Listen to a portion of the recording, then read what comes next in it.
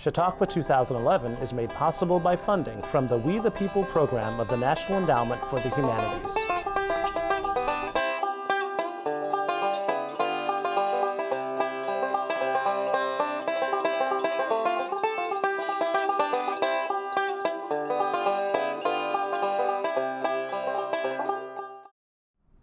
Welcome. You've just tuned into a living history program called Chautauqua, where scholar actors dress up in full costume to portray famous people in history. I'm Angela Rice Beamer here at the Germantown campus of Montgomery College, and this year's theme is the American Civil War, a house divided. Tonight's Chautauqua character believed that the United States must not be divided by secession. Democracy was on trial, and he was the 16th president, Abraham Lincoln.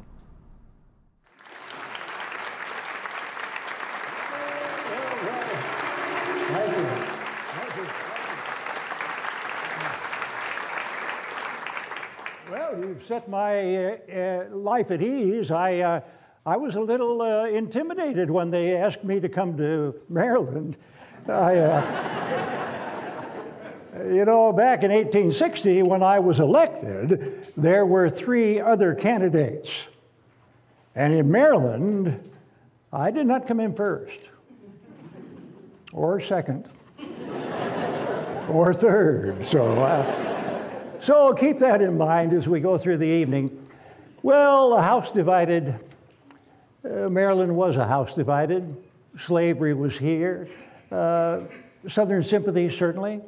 We tried to keep you with the federal government, and we managed. Had a lot of help with that with your governor, Mr. Hicks. Maryland had the sentiment and culture of the South, but they had the economics of the North. And of course, the railroads were such a big part in that economic trend. But when you think of the house divided, if we could go back a couple of years, I addressed that out in Illinois. In 1858, I was going to debate Stephen A. Douglas for the U.S. Senate. And kicking off my debate series, I spoke in the Illinois State House, and I said, a house divided against itself cannot stand. I believe this government cannot endure permanently half slave and half free. I do not expect the Union to be dissolved. I do not expect the house to fall, but I do expect it will cease to be divided. It will become all one thing or all the other. Either the advocates of slavery will push it ahead until it becomes legal in all the states, north as well as south, or the opponents of slavery will arrest the further spread of it and put the public mind at rest, thinking it is on the course of ultimate extinction. But you can see the challenge. You can even go back for that a little further. You know, when the states, the new states after the colonies, realized they needed a constitution to hold those 13 states together, Congress acquiesced, or the Constitution acquiesced, and allowed slavery, which had been here since 1619, when the British introduced it to us in Virginia when we were colonies. And so it was embedded. And so they let it exist below the Mason-Dixon line, below the Ohio River as it flowed out of Pittsburgh to meet the Mississippi. And then a little more recently, in fact, just 6 years before my birth, 1803, the man I admired with the red hair from Charlottesville doubled the acreage of our country when he was president with what they called the Louisiana Purchase. But you know, all those acres he purchased from France were west of the Mississippi, going out to the foothills of the Rockies and then up to the Canadian border. They started to carve territories out of that. And in 1820, a territory called Missouri applied for statehood. But they wanted to come into our union with slaves. And the Congress asked, you mean let slavery go west of the Mississippi? And the answer came back, well, we demand it. Well, the Congress said, you're going to have to be patient. This bugaboo of slavery has kept us on edge for years, and we've always tried to keep balance. We've always recognized 2 senators from each state, and we've kept it free state, slave state. Free state, slave state. And right now, Missouri, we're in balance. So if you're demanding to come enslaved, You're going to have to wait until we cut away that northeast corner of Massachusetts and start calling it Maine. And they did. But they weren't quite through. They said, we're going to draw a line, 36 degrees and 30 minutes north latitude. It's going to run from the west bank of the Mississippi out through the territory Jefferson purchased. Looking at your map today, you'd say, he's saying halfway through what we call Colorado. We're going to call that the Missouri Compromise line. And if you live north of that line, slavery is illegal. But if you live south of it, you can own slaves. I imagine that our population then was about, well, not even 10% of what you have today. We had about 29 million people. And of those, the percentage who lived back in Ohio and Pennsylvania and New England, they pretty much hated that. But they understood it had become the law. Now we come to really what made me president. 1854. Our Democratic senator from Illinois, his name was Stephen A. Douglas, had a hankering to get to the White House. And he thought he could get there at the next election, but then he realized he couldn't really get to the White House without Southern state votes. So in 1854, he put forth legislation that would do away with the Missouri Compromise line. It would let planters take their slave labor all the way up into the Northwest Territories, an area where the law said slavery was never to go. And Douglas went all around Illinois, talking to large crowds saying, well, we just can't keep these good men from taking their slaves northwest. We're going to change that law. And when he spoke like that, I came out of my law office and I spoke to many of the same crowds. I told them to wake up. Don't let Douglas get away with this. If we say that we stand against slavery, right now we're limited as to what we can do. Our government tells us slavery is legal south of the Mason-Dixon line, south of the Ohio River, and now south of that new Missouri Compromise line. Now, we're certainly intelligent. We're law-abiding citizens. So we have to say to the government, we're not here to break any law, but we are here to see that you never expand slavery one more mile. We know it's legal where it is. We understand that. It's our job to restrict it to that area. And if we can contain it, we're always going to have the hope that somewhere in our future, the majority of our citizens will come to their senses. And they'll say slavery is built on poor morality, terrible economics, and they'll choose to get rid of it. But if we fall asleep right now and let Senator Douglas get slaves into the Northwest Territories, we could wake up in 2 years and read the headlines in the Chicago Tribune. United States is now a slave nation. Well, as a leader, I tried to keep the door open. I put my foot down firmly, saying what we had to do, but I wanted to leave it for negotiation. So I said at the same speech, I said, I have no prejudice against Southern people. They are just what we would be in their situation. If slavery did not now exist amongst them, they would not introduce it. If it did now exist amongst us, we would not instantly give it up. When Southern people tell us they are no more responsible for the origin of slavery than we, I acknowledge the fact. When it is said that the institution exists and that it will be difficult to get rid of it in any satisfactory way, I can appreciate that saying. I certainly will not blame them for not doing what I should not know how to do myself. If all earthly power were given me, I would not know what to do about this institution called slavery. And yet I've always said I believe all men should be free. Now, if the Negro is a man, then my ancient faith teaches me that all men are created equal, and there can be no moral right in connection with one man's making a slave of another. Well, it didn't do me all that good, but you know, there was another Douglas that year. His name was Frederick, and you know him quite well here in Maryland because he was a slave here.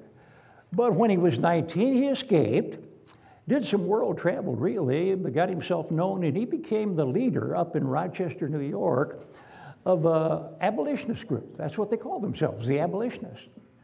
So when the one Douglas was pushing slavery northwest, Frederick Douglass's leaders got together with my Whig leaders. I forgot to tell you I was a Whig. That's the party of Webster and Clay, the party that opposed the Jacksonian Democrats, mostly over financial matters and so on. So I was a Whig, and the Whigs and the abolitionists got together in Jackson, Michigan. And they invited in the American Party and the Free Soilers, and they recognized they all belonged to 4 small groups, and they all hated slavery. So they threw those group names aside and chose the Republicans, and out in Illinois, I became a leader in that party. Now here came 1856, the election. Poor Stephen Douglas. He didn't get to the White House. It was James Buchanan from Pennsylvania. So Douglas was still in the Senate out in Illinois. And 2 years later, 1858, he had to come up for re-election. And those Illinois Republicans put me up to run against him, and that's where we held the Lincoln-Douglas debates. They were for the Senate. 7 cities hosted them. They were all outdoors. Carpenters would build a tall platform in the park, or if it was a county seat, they'd go to the fairgrounds.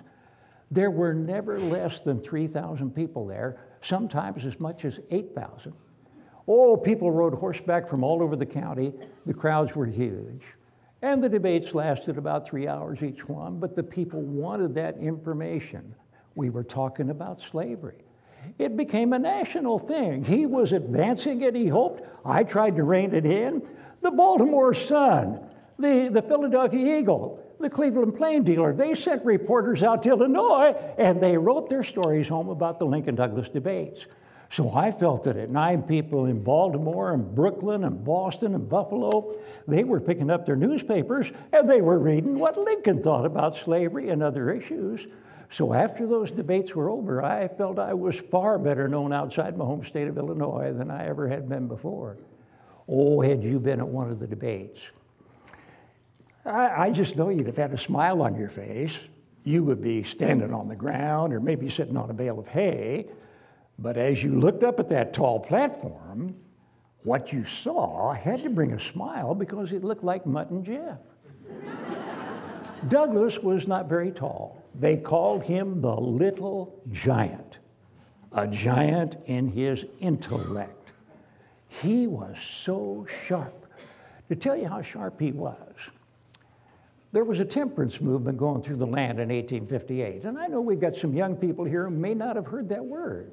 Temperance, it meant you cannot sell alcohol, you cannot purchase alcohol. It's against the law. So with that setting, ladies and gentlemen, over in Alton, Illinois, looking down on the Mississippi River from a beautiful park there on an October afternoon, Douglas gets into the contention and he says, well, Lincoln told you all he started here in Illinois as a shopkeeper back in 32. And they all nodded because I had reminded them of that earlier. But he said he forgot to tell you something. In that little store in New Salem, he owned a liquor license. Have you ever heard 3,000 people deeply inhale at the same time? Well, I knew I would have to address that. So when I got up, I said, well, I reckon it was good for Senator Douglas to review the history of my store, and he's really being very truthful with you. I owned a liquor license there, but what he forgot to tell you was that in my store, I was always on the rear side of that counter. He was always out on the front side, you see.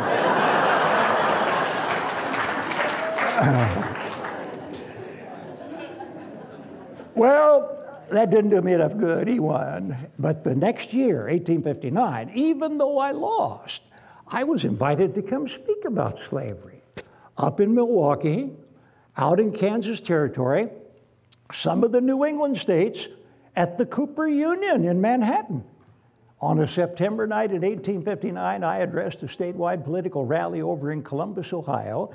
And the following morning, the Sandusky, Ohio newspaper called the Register headlined, Mansfield Group favors Lincoln as next Republican candidate for president.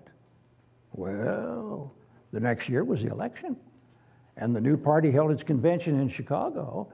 And everybody thought they would nominate William Seward of New York, but on the third ballot, they nominated me. And people sang a little song about me.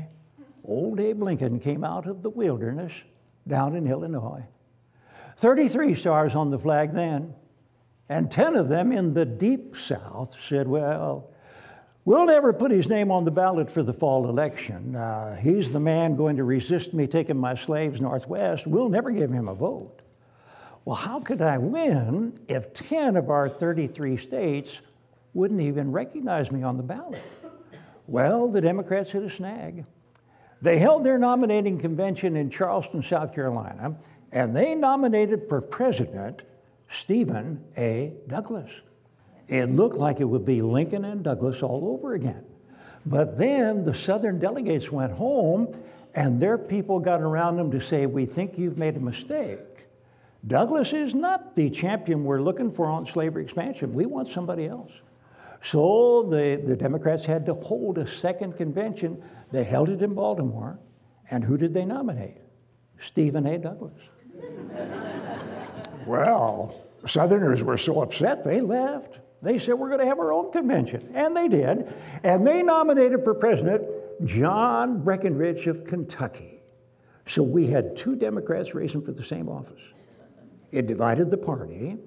It gave me a chance, not that I would ever really get a vote in the South, but I did get help from Tennessee.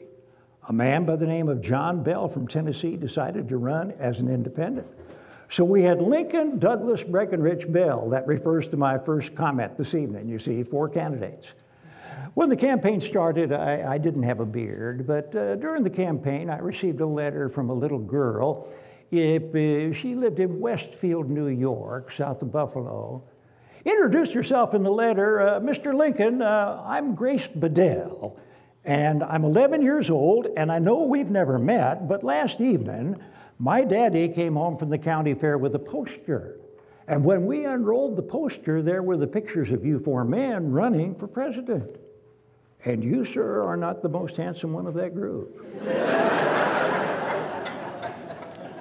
She said she thought I would do better with whiskers, so I took her up on it. You see, I had always been kidded about my appearance. People would say, well, Lincoln's ears, 4 sizes too large. His nose is huge, he's clumsy, and you know that could have bothered me.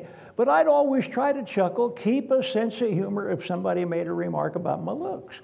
But when she said grow facial hair, see, I thought that might hide the ears a little bit. So I took her up on it and I grew the beard. Now the thing is, when I was elected, you remember, only white males could vote. Women couldn't vote, minorities couldn't vote. When they counted the popular vote, I had 40%. Now that tells you that 6 of every 10 men in this country never wanted me at the White House. But you see, the 60% who said no to me had to divide it between 3 people, and no one could lift up to my number of 40%. But we had another vote called the Electoral College. And where I got my votes were in the populated states of New York, Pennsylvania, and Ohio. When they counted the electoral vote, I had 180. The other 3 could not add up to 180. So some people shouted, well, he's sneaking in the back door to the White House, but I knew what the Constitution provided, and it went to the Electoral College. So while I'm still in Springfield, waiting to go to Washington, one of those stars on the flag, South Carolina, said, we won't stay in a country whose president will not let us take our slaves northwest. We will secede. I didn't think the Constitution allowed for secession. But not only did they secede, before I ever left Washington, they were followed by Texas, Louisiana, Mississippi, Georgia, Florida, and Alabama. By the time my train made its way at 35 miles an hour, got into Philadelphia, a detective for the Baltimore, Wilmington, and Philadelphia Railroad made his way up to see us. He said, I have been listening at the Utah House in Baltimore, and he said, a lot of Southern sympathies there. And when you come in on the train, you're going to disconnect at the President Street station. They let no engines go through the streets. So you'll be horse-drawn along Pratt Street to connect with an engine at Camden Yard and go into Washington. While the horses are taking the train at that rate, these fellows are going to swing on board and kill you before you ever get to Washington. So as a precaution, which I hated to do because they planned to have a big parade in Baltimore with me in it. And I thought that's going to send a message to the South that Maryland, a border state, a slave state, is not going to lose its loyalty to the Union. But we had to cancel that, you see. So now I came through Baltimore 2 o'clock in the morning, got to Washington. I was inaugurated March 4th. 7 states on the outside looking in. We had a new star on the flag for Kansas. They had just been admitted. And I tried to be concise. I know you had Jefferson Davis here last night, and he would give a different picture. I wonder if he told you that we were both born in Kentucky. And as the Kentuckians say, I think it's just true that out there they can raise most anything. But I was totally against what had happened to elevate him into the presidency of the Confederacy. So I said in my first inaugural, the Union is perpetual, as proclaimed by the history of the Union itself. The Union is much older than the Constitution. It was formed, in fact, by the Articles of Association in 1774. It was matured and continued by our Declaration of Independence in 1776. It was further matured in the faith of all the then 13 states, expressly plighted and engaged that it should be perpetual by the Articles of Confederation in 1778. And finally, in 1787, one of the declared objects for ordaining and establishing the Constitution was to form a more perfect union. In your hands, my satisfied fellow countrymen, and not in mine, is the momentous issue of civil war. The government will not assail you. You can have no conflict without being yourselves the aggressors. You have no oath registered in heaven to destroy this government, while I shall have the most solemn one to preserve, protect, and defend it. I am loath to close. We're not enemies, but friends. We must not be enemies. Though passion may have strained, it must not break our bonds of affection. The mystic cords of memory stretching from every battlefield and patriot's grave to every living heart and hearthstone all across this great land will yet swell the chorus of the Union, when again touched, as surely they will be, by the better angels of our nature. The angels were silent, but the guns spoke. Charleston Harbor. We had a fort called Sumter built on an island there, the garrison of men, 100. But on April 12th, they were fired upon by the shoreline cannons of South Carolina. I had to call northern states for troops. And 4 more states, including Virginia, North Carolina, Tennessee, and Arkansas, would say it's time for us to go. When Virginia seceded, I think it was the following day, the 23rd or 24th of May, we sent troops across the Potomac, and they built a crescent buffer zone. They made it. They didn't build it. They made it, starting in Alexandria, going up above Arlington, you see. And this would keep the Confederates from coming right up to the water and firing across. But now, as we got into the summer, there was a Confederate buildup out by Manassas. I didn't know, we didn't know in the cabinet what Maryland was going to do. If Virginia had seceded, and they did, and Maryland wrapped 3/4 of the way around Washington as a slave state, what if they would have seceded?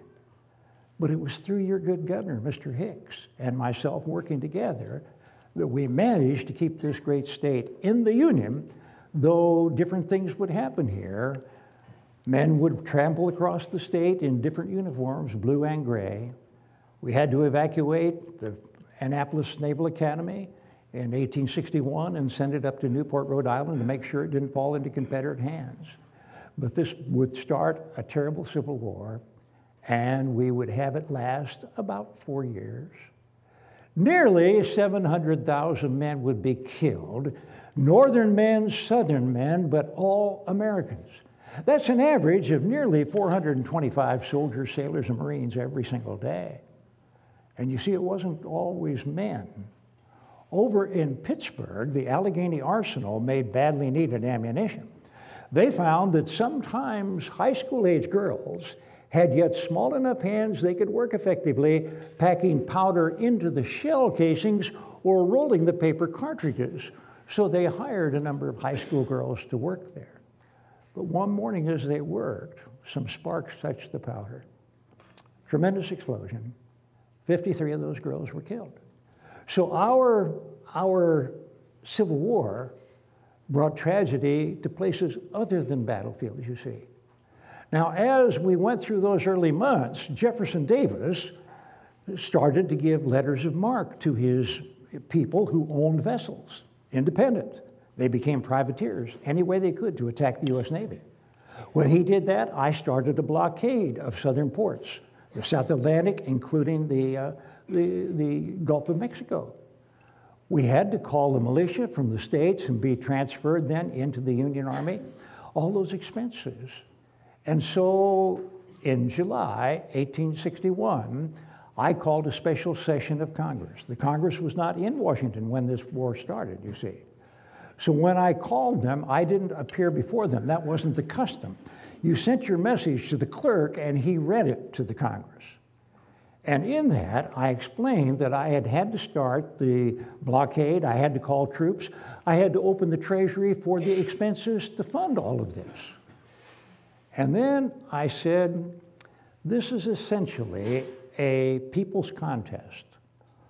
On the part of the Union, it is a struggle for maintaining in the world that form and substance of government whose leading object is to elevate the condition of man, to lift artificial weights from all shoulders, to clear the paths of laudable pursuit for all, to afford all an unfettered start and a fair chance in the race of life. That was the object, you see. Now, right after that, the Confederates built up at Manassas, and we would have a battle right there. Some people called it the Battle of Bull Run, others called it the Battle of Manassas. Any way you looked at it, it was a Confederate win, a terrible loss for the South, for the Union. They came in, the troops disorganized, ashamed of themselves, and we brought in a new general by the name of George B. McClellan because we understood that he could realign them. And that's what he did well. He reorganized. He got those men to march. He got them to drill and all of this, but you know, he found every excuse for not putting them in battles. He was always claiming, well, I don't have enough men. You got to send me more, you see. And we'd send more, which wasn't easy to do, but his spies would tell him overnight that Lee gained 20,000 men that night. So he would come back and ask for 20,000 more. Very difficult. He convinced me, because I was learning on the job, that his corps commanders, 8 of the 12, were in favor of going down the Chesapeake. Think of the expense of that, putting all those men on vessels. I said, you can march across Virginia and get to Richmond, much cheaper and quicker. No, he said, we got to go down and come up the peninsula between the York and the James. Do you know that rascal got within 8 miles of Richmond? He could hear the church bells, and he lost his nerve. And I had to go down to the James River to Harrison Landing and tell him that we had to pull that army out. Now consider what he was right there. A sort of defeated man, but he handed me a letter telling me how to run the government. When I looked at the letter, he said, it's hard for any general like myself to take orders from a civilian. The commander-in-chief should be a military man. I said, General McClellan, we're a civic country, a civil government. We're not a military government. Then he said, you have no business, Mr. President, going into the slavery issue. That's a states' rights issue. It's not a government issue. So I came back from that meeting, and I told my cabinet, it was July of 1862, I said, okay, I'm going to emancipate the slaves. And they said, not now. We've had all of these losses. Europe is looking at all of these losses. We need a win. Don't do it until that. But I said, the pressure is on. McClellan has so many loyal soldiers. If he decides to set up a dictatorship, they'll come take us over and emancipation will be out of the question. But we had another loss at not Antietam, but Bull Run under Pope. So now the best man I've got to reorganize that is George B. McClellan. So I reassigned him to command. And he, during that time, met Robert E. Lee over at a place called Antietam Creek, Sharpsburg, Maryland. And they would fight in the bloodiest battle, bloodiest single-day battle of the war. It turned out to be a Union victory. It gave me a political platform to stand upon and issue the Emancipation Proclamation. The war was going to go on for 30 more months. But I have always said the first step for freedom for the black man and woman in this country started September 17, 1862, with that victory at Antietam, which then let me issue the Emancipation Proclamation.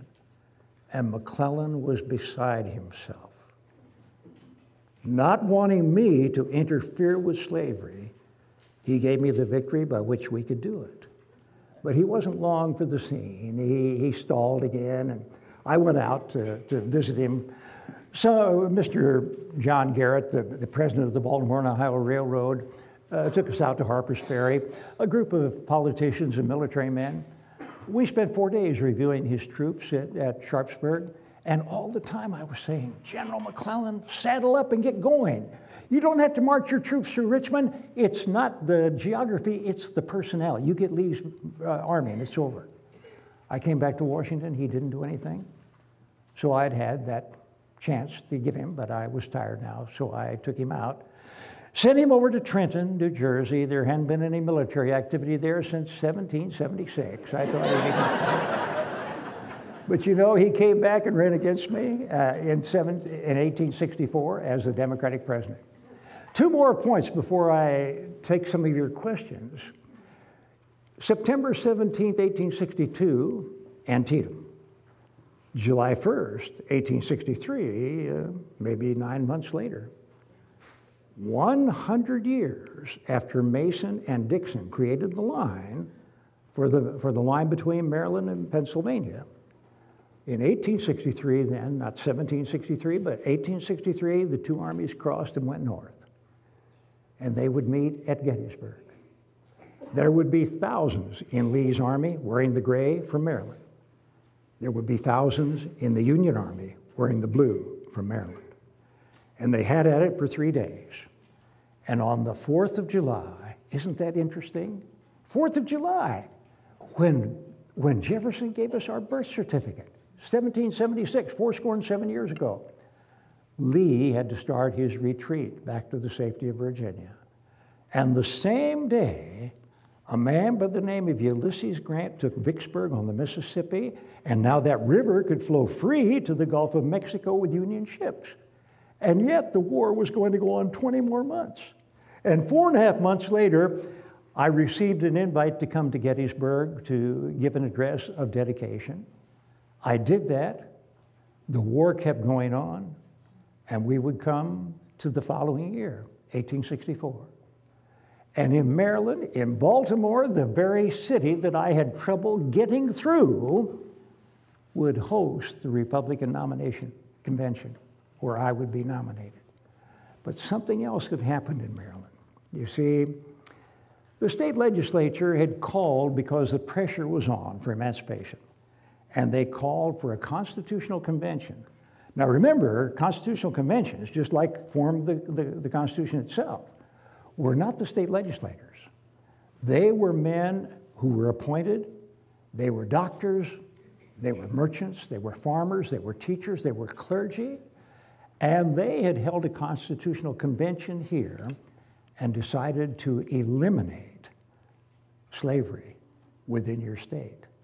So you can imagine that when I was invited to come speak in mid-April to the Sanitary Fair Commission, the group that now you would say, well, they certainly look like what we call our Red Cross, that I was asked to come there. And I opened my speech by saying, stopping to think we are in Baltimore, we cannot fail to remember that the world moves. Looking upon this crowd here, coming to do their best to serve the soldiers of the Union, it occurs at once that 3 years ago, those same soldiers could not so much as march through Baltimore.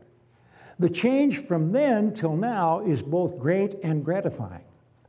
All blessings upon the brave men who have wrought that change and the fair ladies who strive to reward them for it. But Baltimore suggests more than could happen within Baltimore. The change within Baltimore is representative only of a far wider change. When this war began 3 years ago, neither party nor any man expected it would last till now. Each looked for an end in some way long ere today. Neither anticipated that domestic slavery would be much affected by the war. But here we are. The war has not ended, and slavery has been much affected. How much needs not now to be discussed? So true it is that man proposes and God disposes. But we can see the past, though we may not claim to have directed it. And seeing it in this case, we can feel more hopeful and confident for the future. The world has never had a very good definition of the word liberty. And the American people right now are much in want of one. We all declare for liberty, but in using the same word, we do not all mean the same thing. For some, the word liberty may mean for each man to do as he pleases with himself and the product of his labor. While with others, that same word may mean for some men to do as they please with other men and the product of their labor. Here are two not only different but incompatible things called by the same name, liberty. And it follows that each of the respective parties, looking at the situation, calls them by two different names, liberty and tyranny. The shepherd drives the wolf from the sheep's throat, for which the sheep thanks the shepherd as a liberator, while the wolf denounces him for the same act as being the destroyer of all liberty, especially since the sheep was a black one. Now, plainly, the sheep and the wolf are not agreed on a definition of the word liberty. And precisely the same difference prevails among us human creatures, even in the North, and all professing to love liberty. Hence we behold the processes by which thousands are daily passing from under the yoke of slavery in Maryland, hailed by some as the advancement of liberty, and bewailed by others as the destruction of all liberty. But recently it seems that the people of Maryland have been doing something to really define the word liberty, and thanks to them in what they have done, the Wolf's Dictionary has been repudiated. So thank you, Maryland, for your advance. Now let's just move on a couple months and we're going to have an election. The South isn't going to have an election. They've got a constitution that calls for a presidential term of 6 years. So Davis wasn't going to be up. But I wanted the world to see where they have tyrants. Russia, a czar, France, an emperor, England, a king, Prussia, a dictator. That kind of leader has his boot on the neck of the people. We were different. We were going to have the people have the government. Every 2, 4, 6 years, they would go elect their officials. So I wanted them in 1864 to remind them of what I said at Gettysburg in '63. Government of the people, by the people, for the people. So we were going to have this election.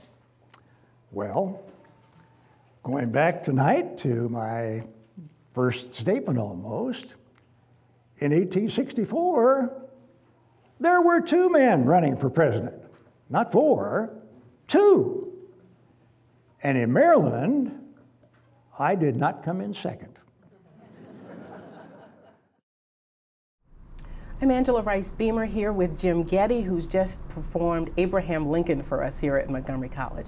Thank you so much for being here again, because this is your second time. Angela, good to see you, certainly. Thank you.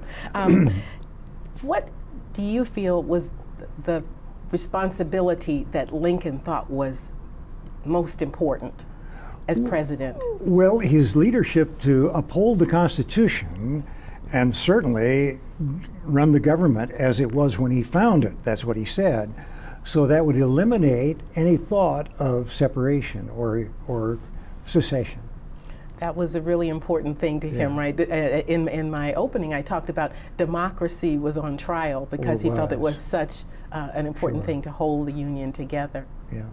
Constitutionally, what were some of the, what was the issue, or how did he arrive at the issue that secession was absolutely unconstitutional? Jefferson Davis, who was here before, said that it was constitutional. Yeah, see, he thought, what kind of a government would you have that would allow for its own demise?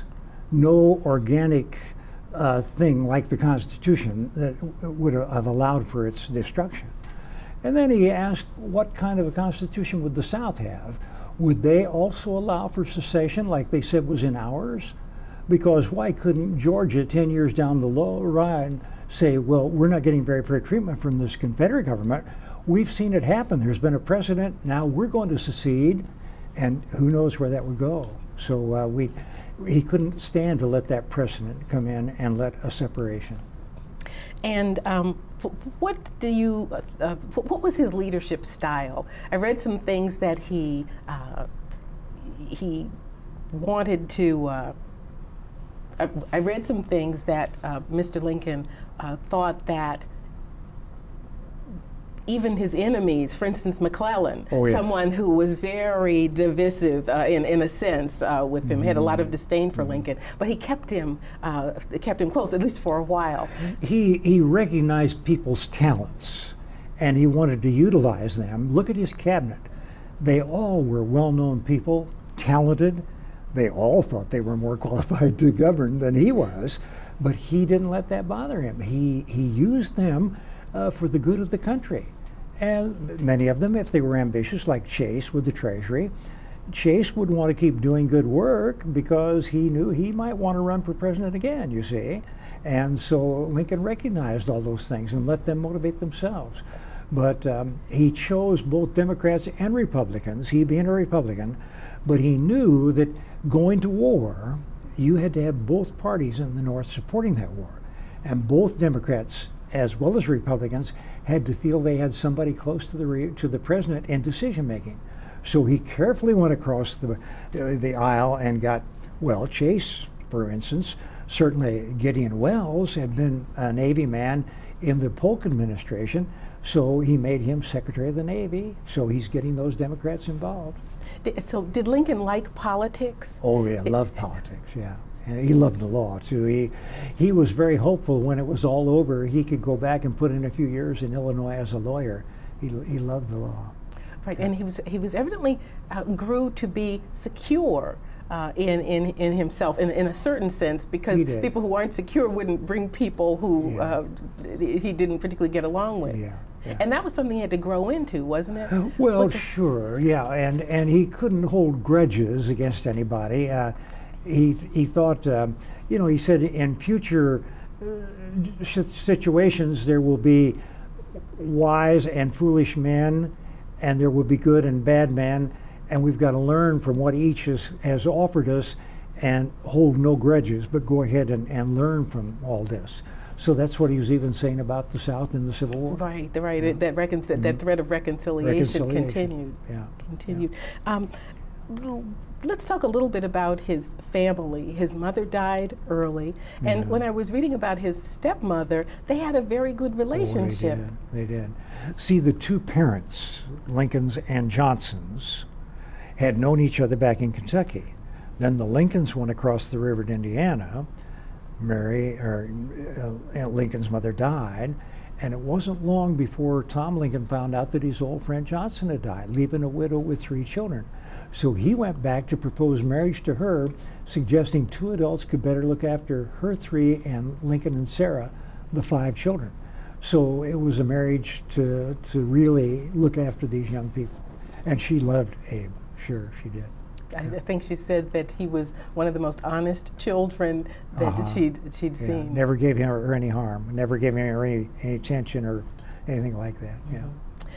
And what about his relationship with his father? Well, that was a little more strained. The father he wasn't educated. Oh, he was a good man, taught Lincoln about responsibility, but never pushed Lincoln to get an education. He thought when Tom Lincoln would die, young Lincoln would take over the farm, and 40 years later, they'd go home and bury him. It was his mother and his stepmother who pushed him toward the school, thinking that we're poor, and to get ahead of that, you've got to have education. But that never bothered the father, you see. He never thought that way. So Lincoln and the father kind of separated, you see, in that. But yet Lincoln realized that his father had taught him a lot of valuable things. And he didn't return for his father's funeral, right? Well, that's right, he didn't. But you see, they had just lost a boy. They just lost a baby. And, well, 3 years, 4 years old. And Mrs. Lincoln was beside herself in grief. And so Lincoln didn't go to that funeral. And he said when he was notified that the father was dying, and would he come? And he said no. He said it would be embarrassing for both of us if I were to walk in that hospital room. He said, you have somebody read him the scriptures. That's the best we can hope for. So. Mm-hmm. And what about his relationship with the children, his children? His children. Mm-hmm. Loved every one of them. Come home from the law office, sit down and read for a while, and then wrestle with them on the floor. They would play horseshoes. He loved the kids. Robert started to Harvard 1 year before Lincoln became president. So Robert was off in Harvard and then into the war under Grant. Wasn't around the White House very much. Mm-hmm. It was Tad and Willie, because Eddie had died back in Springfield, as I said. He died in 1850, 10 years before Lincoln became president. So. Now, you perform, well, before we get to that, I wanted to talk about some of the other things you do that aren't specifically Chautauqua related, but talk about Mary, the relationship with Mary, his wife. Well, yeah, you know, when women couldn't vote, most women had no interest in politics. But Mary was different. Now, when she came to live with relatives in Springfield, she had been very well educated by her father. He was in the state legislature in Kentucky, a Whig like Lincoln. He was a prosperous lawyer. She said they would have dinner guests like John Crittenden and Henry Clay, and she could sit at table and listen to their conversations. So when she came to Springfield, she was up on politics. And I think that was an ingredient in their romance and their relationship. Yeah. And she liked to spend. Oh, she did, yeah. She said that her mother got a great deal of satisfaction out of spending money. And I think that that was probably some kind of therapy for her, you see. Like shopping is for some people. Yeah. So, and when the Congress, when the Lincolns came to Washington, the White House, interior-wise, was in need of repair. And they gave Mrs. Lincoln a $20,000 allotment to go to Lord and Taylor in Chicago and A.T. Stewart and purchase things for the White House. So she would overspend some of those, and that got her into trouble. But she was his confidant. She sort of peddled influence in a sense. Yeah, I think she got in trouble for that a little bit. She did, yeah. Especially with the gardener that she was giving. He got information to send to the New York Times and so on that proved an embarrassment about Lincoln's second inaugural, kind of a forerunning of it, giving it out before it was delivered, and this was a bothersome thing. As we see things leaking into the press today. Yeah. What kind of questions do you wish interviewers would ask you about Lincoln that no one has asked? Oh, I don't know. It runs the gamut, but we're covering a lot here. But things that, you know, what kind of a person was he among his friends back in Illinois? A well-known lawyer. He tried 300 cases in front of the Illinois Supreme Court. Now that showed he was a respected lawyer. He drew the attention to get him on their team. Just really alert in the courtroom, always listening, always picking up on odds and ends in the courtroom. So I think he was an astute lawyer. He really paid his dues. He sort of worked his way up politically. He did. Crisscrossing the country in a sense. Had to go out and ride the circuit around Illinois for several months each year just to put bread and butter on the table. What about his writing? I researched something, and it was talking about how he made a concerted effort to improve his writing. To learn how to be more concise, to know that your audience stays with you for a limited time. Look when he wrote the Gettysburg Address, 2.5 minutes, and what he put in there. You see, every word had to count for something. You see him improving on this over the years, and in front of a court, in front of the jury, to be concise and to narrow it down, the summation, to 150 words, say, always thinking. And who did he turn to for good examples? The Bible and Shakespeare. So he had wonderful examples of how to write. Mm-hmm. He felt that holding the Union together was a sacred effort. Oh, sure, yeah. He thought that, he told people, he said, I think the Almighty had a plan for this country. And he said, we've all been guilty on this slavery issue. Look at the New England sea captains who brought slaves from Africa. Our hands aren't clean on this. So in his second inaugural, he said, if God is giving this to both sides as the woe due to those by whom the offense came, you see. And so he considered both sides had to be cleansed. And he also kind of, in that progression of his thought, he went from wanting to send the slaves back to Africa to recolonize them to wanting to grant them the vote. So sure. And he worked that with the black man. He sure did, the colored troops.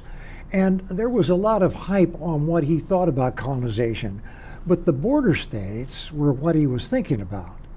If he talked about colonization, then Maryland, who had slaves, if they were to think of giving them up for compensation, which the government would do, they would be more at ease, they said, with them going back. Whether they would ever do it, it's speculation, but there were 4 million slaves. And when they did try it on Cow Island off of Haiti, the Congress appropriated the money for 400 to go who were free blacks in the North, not slaves, free. And they wanted to do it, to get back to where they would be a voice in their own government. Lincoln said, if you're a colored person coming into Illinois, you can't vote. Only 3 states in the North allowed black voters, and that was Massachusetts, New York, and New Jersey. So they had really no rights, even though they were free. And he thought if they go back to a black community, they're going to have a voice in their own government. So this would appeal to some. And they sent a committee to find out if there would be schools, hospitals, and work. They were told they would, but when they got there, none of them were available. And they had to go, and this is where Frederick Douglass comes into the equation, comes to the White House and says, Lincoln, you can't do this. He said, it smacks of racism, and it was never tried again. But I think a lot of historians attribute Lincoln talking like that because he was trying to keep the border states under the thought that they would still be in control if we had that. Mm-hmm. So there's a real theme of reconciliation and an overriding theme of union throughout his presidency and in a sense throughout his political life. Sure, he had motives, but the big one was to keep the country together with justice, you see. Some people out in Illinois who had turned against him, Republicans, but when he emancipated the slaves, they hated him. See, they weren't ready for this. And they asked him to come back and be a celebrity for them in 1863. He couldn't do it. But he sent a letter to one of his friends, and he said, you read this to that group. They're going to be at the fairgrounds. So he said, you read it loud and slow. And he said, some of you are not in favor of the black man fighting. Think about it. He's willing to fight for you. And he says, when this is all over, there will be some black man who can stand there with silent tongue and with clenched teeth and steady eyes, and they'll think we were available when we had to consummate this great emancipation. And he said there will be white men who cannot forget that with a heart that was malignant, they fought that all the way, and they will be embarrassed about it, you see. So. Are there pieces of information that you would like to have found out about Lincoln that you just haven't been able to uncover yet? I'm sure there are. You look back, and I think when I started this and how inept I would be, how little I knew, and the audience would ask questions and I wouldn't be able to answer it, or if I answered it, I realized I would have to say I would find out and get back to them because I wasn't going to give them an inaccuracy. And but I really think how people could have put up with me in my early years, you know, being a Lincoln, because so much has come along in research and understanding, and I'm sure it'll go on. Yeah. How many years have you been performing Lincoln? Well, over 30 now. Wow, Yeah. okay. Came to Gettysburg to start a little theater, my wife and I did, back in the late 70s. So we've been there a while. And you were in choral music before that. Choral music. I had a wonderful time. I listened to your banjo player tonight. I listened to a performance by a soprano last night singing Civil War music. Thrilled me through and through. I love music. I don't get to perform it anymore, but I still have a great love for music. Did Lincoln love music, or did you find anything about that? Oh, he enjoyed music. He was a connoisseur, but he didn't perform. He couldn't sing. But, you know, everything from the Marine Band coming to the White House, Jenny Lind, the Swedish Nightingale would come and concertize there at the White House. The Hutchinson family singers would come, and all of this, he loved music. So yeah, he did. And he was also a wonderful storyteller, is that right? Yes, yes. An artist, so to speak, with that. Mm-hmm. His dad was too. Oh, I didn't know that. Yeah. So maybe that was an inherited trait. Yeah, perhaps it was. Now, when you are in Gettysburg, you aren't always a Chautauquan per se, sure, but you have a leadership development seminar that you do. Can you tell us a little bit about I do. that? I work with Johns Hopkins University. I work with Gettysburg College. I work with the Wiley Institute. I do things on my own, working and showing in my part of how Lincoln put that cabinet together, what his thoughts were for motivation and using the talents of other people, and all of his frustrations and how he overcame them with his generals. How he looked at the difference and expressed it between Grant and McClellan, for instance. And he was always thinking, and those traits of leadership thrown out on the table for corporate groups and government groups to look at, for their managers to think, well, maybe I could incorporate this in how I deal with my subordinates. So that's all built on that. And I've had a good time with it, yeah. That's good. And you did mention that he likes jokes. Can you remember one of, when you were here last time, do you remember one of the jokes that Lincoln had that you can sort of think of? I know it's sort of off the cuff. Well, it's, you know, he said there was a man coming through New Salem where so many people were farmers, and he said he was a man who made scarecrows, and he would sell them for $1 a piece. Now, a penny would buy a loaf of bread, so $1 was quite a bit of money. And he talked about the quality of the scarecrow keeping crows away from stealing that corn. And the farmer said, well, now, if you make them for us and they're no good, you will have vanished with our money and we'll be stuck with these scarecrows that aren't doing the job. Oh, he said, you should talk to the men over in Maynard County, Indiana, where I made those scarecrows last year. They were so effective, the crows started bringing back corn they'd stolen 2 years earlier. So that was his kind of humor. Yeah. That's really something. It's really something. What's next for you? Well, I do a program once a month down at Charlottesville for the Federal Executive Institute, Leadership. I still do some traveling in the country. I still do some programs in Gettysburg for groups that are coming to Gettysburg. They'll have me speak after dinner at one of our restaurants or something like that. I don't carry on the schedule that I used to when I was younger, but I still have fun with it and keep going, yeah. That's very good. Yeah. And Lincoln, we just have 1 minute left. Lincoln, it was said, was almost ghost-like by the end of the war because there'd been so much death, so much conflict. Do you have any comments about that? Well, you could see it in his features. You look at a later president, Jimmy Carter, I think you see it in his features over the 4 years. And with Lincoln, there was so much at stake. The country, and then the price in human lives that we were paying for this. So every time the battle report came in, he grieved because whether they were wearing gray or blue, they were still Americans. And he thought, we're losing future scientists, doctors, clergy, teachers. The loss would be tremendous. So it took a great hunk out of our talent pool. Well, thank you so much. He did accomplish his mission. The Union is still together. Thank you. And thank you for your performance very much. Thank you. Thank you very much for joining us. You've been watching Chautauqua, the American Civil War, A House Divided. I'm Angela Rice Beamer. Good night. Well, it rained all day the night I left. The weather, it was dry. The sun so hot I froze to death. Susanna, don't you cry. Oh, Susanna, now don't you cry for me. For I come from Alabama with a banjo on my knee. Actually, I live in downtown Washington.